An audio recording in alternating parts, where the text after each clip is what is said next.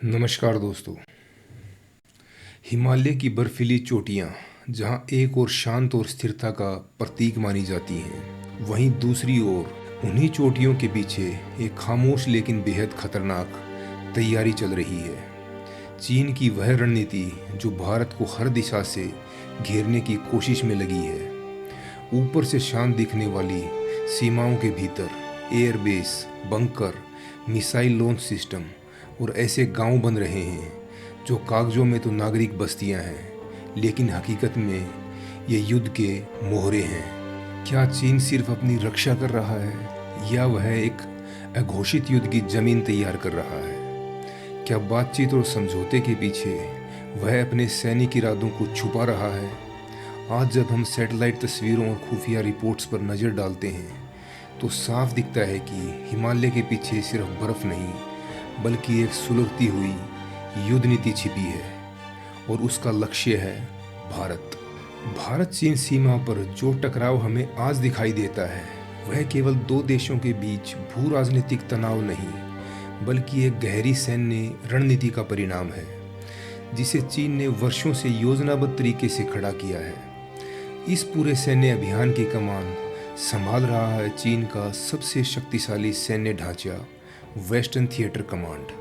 यह कोई सामान्य सैन्य इकाई नहीं बल्कि एक शक्तिशाली ऑपरेशनल जोन है जो तिब्बत, सिंजियांग और अरुणाचल प्रदेश जैसे संवेदनशील क्षेत्रों में चीन का सैन्य गतिविधियों का मस्तिष्क बन चुका है। यह वही कमांड है जिसने गलवान घाटी की झड़पों को अंजाम दिया और अब भारत चीन सीमा पर हर हलचल को नियंत्रित करता है। चाइना की सेना, जिसे पीएलए यानी पीपुल्स लिबरेशन आर्मी कहा जाता है, इसमें सैनिकों की संख्या 20 लाख से अधिक है। इसमें लगभग 2.5 लाख सैनिक वेस्टर्न थिएटर कमांड के अंतर्गत भारत की सीमाओं के आसपास तैनात हैं।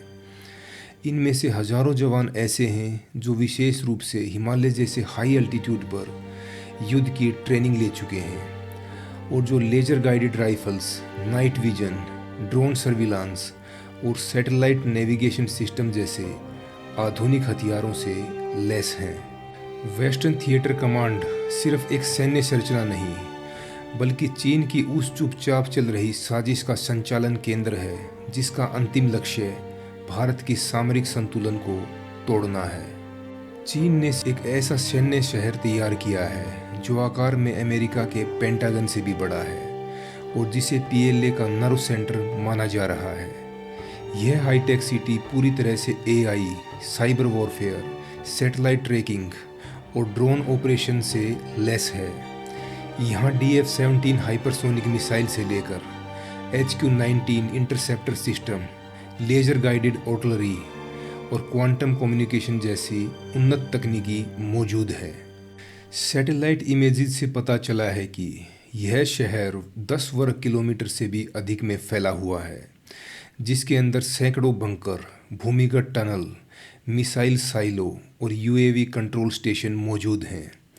भारत के लिए यह सैन्य शहर खतरे की घंटी है जो न सिर्फ ज़मीनी युद्ध की तैयारी है बल्कि साइबर और अंतरिक्ष युद्ध का भी केंद्र बनता जा रहा है। हिमालय की ऊंचाइयों पर जहां धरती खामोश है और आसमान साफ, वहीं चीन ने एक ऐसा जाल बिछा दिया है जो हर पल भारत की संप्रभुता को चुनौती दे रहा है। यह कोई काल्पनिक आशंका नहीं बल्कि ठोस तथ्यों पर आधारित खतरा है, क्योंकि चीन ने भारत की सीमाओं के बेहद करीब 30 से ज़्यादा नए अपग्रेडेड एयरबेस तैयार कर लिए हैं। ये एयरबेस कोई सामान्य हवाई ठिकाने नहीं बल्कि रणनीतिक हमलों के लिए बनाए गए वार जोन प्लेटफार्म्स हैं। लहासा गोंगर, निगची, सिगात्से, होटन, यारकंद और काशगर जैसे एयरबेस भारत के महत्वपूर्ण ठिकानों से मात्र 20 से 50 किलोमीटर की दूरी पर हैं। खासकर निगची एयरबेस जो अरुणाचल प्रदेश से केवल 15 किलोमीटर की दूरी पर है, जिससे चीन के stealth fighter jet J-20, J-10 और J-11 केवल 5 से 7 मिनट में भारत की सीमा में प्रवेश कर सकते हैं।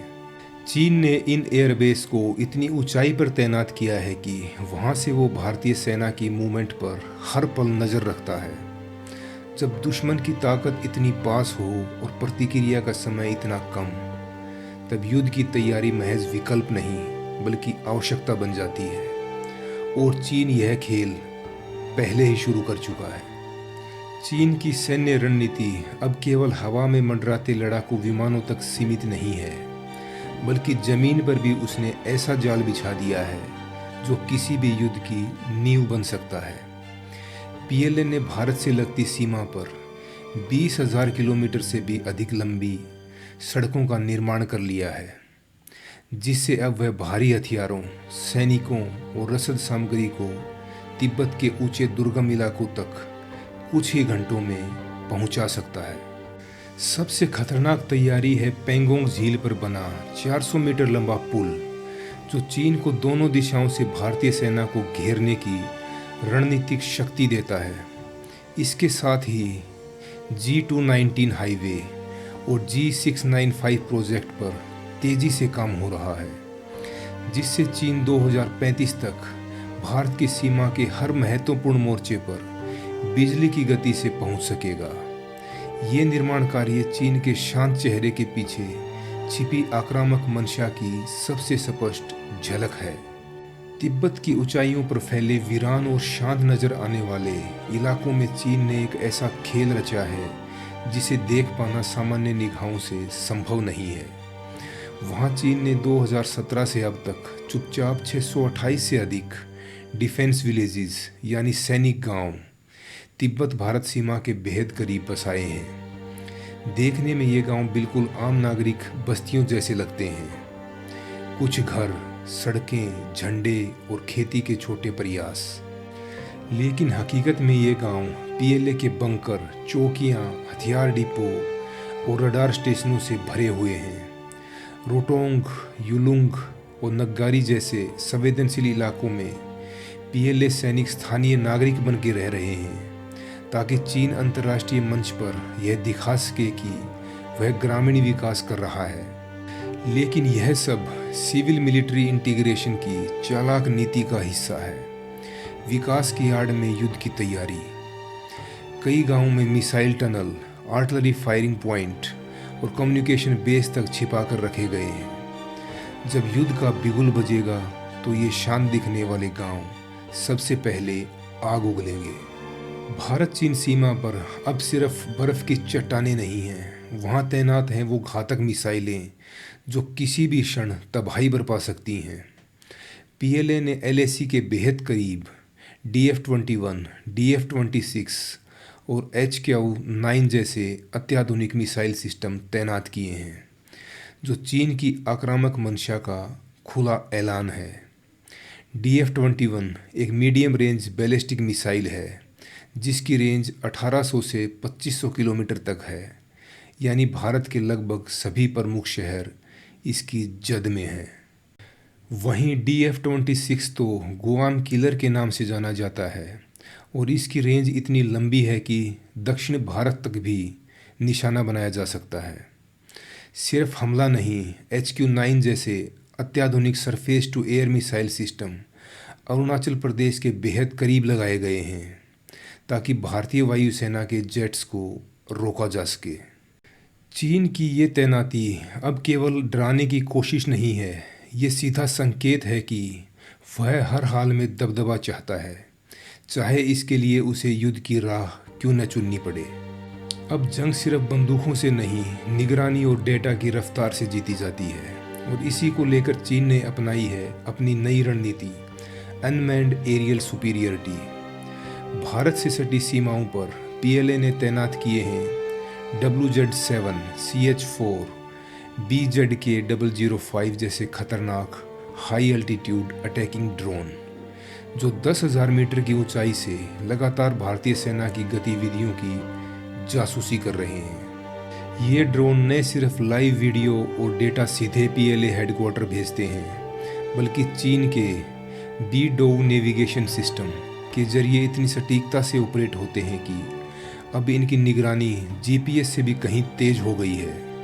निंगची और लहासा जैसे अहम इलाकों में खास ड्रोन स्क्वाड्रन तैयार किए गए हैं, जो भारत की सेना की हर मूवमेंट को रिकॉर्ड कर रहे हैं। जब दुश्मन की आंखें हवा में हों और डेटा उसकी सबसे बड़ी ताकत बन जाए, तब अगला युद्ध सिर्फ गोले बारूद से नहीं, तकनीकी से लड़ा जाएगा और चीन इस दिशा में बहुत आगे बढ़ चुका है। चीन सिर्फ ज़मीन और हवा में ही नहीं बल्कि स्पेस और साइबर क्षेत्र में भी युद्ध की तैयारी कर चुका है। हाल ही में चीन ने ऐसे सैटेलाइट छोड़े हैं जो LAC क्षेत्र की लाइव मॉनिटरिंग करते हैं। इनके ज़रिए भारतीय सैनिकों की मूवमेंट, ट्रैक मूवमेंट और हेलीपैड्स की पहचान संभव हो चुकी है।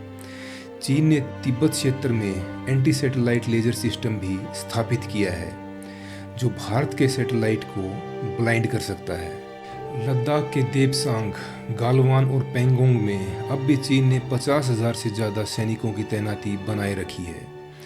पेंगोंग झील के दोनों ओर बंकर, एंटी टैंक सिस्टम और ऑब्जर्वेशन टावर्स लगे हैं। सिक्किम के नाकुला क्षेत्र में चीन ने नई सड़कें बनाई हैं जो सीधे PLA मुख्यालय से जुड़ती हैं। अरुणाचल में तवांग के पास निंगची एयरबेस से चीन अब रात में भी ऑपरेशन करने में सक्षम हो गया है। अंतर्राष्ट्रीय मंचों पर जब चीन शांति प्रिय बातें करता है तो वह मुस्कुराहट के पीछे छुपे युद्ध के नक्शे दिखाना भूल जाता है। सैटेलाइट से ली गई तस्वीरें कुछ और ही बयान करती हैं। नए रनवे, विशाल बंकर, मिसाइल लॉन्चर और 24/7 चलती सैन्य गतिविधियाँ। चीन की यह चालाकी सिर्फ सीमाओं पर नहीं बल्कि मीडिया और कूटनीति में भी साफ झलकती हैं, जहां वह भारत को कमज़ोर दिखाने की कोशिश करता है। लेकिन ज़मीनी हकीकत यह है कि भारत अब 1962 वाला भारत नहीं है।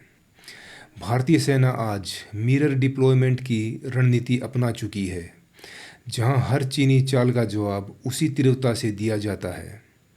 लद्दाख से लेकर अरुणाचल तक भारत की सेना, एयरफोर्स, वैज्ञानिक और रणनीतिक तंत्र चौकन्ना और ताकतवर हो चुका है। चीन की असली रणनीति है दबाव बनाना, डर फैलाना और धीरे धीरे इलाकों पर कब्जा करना।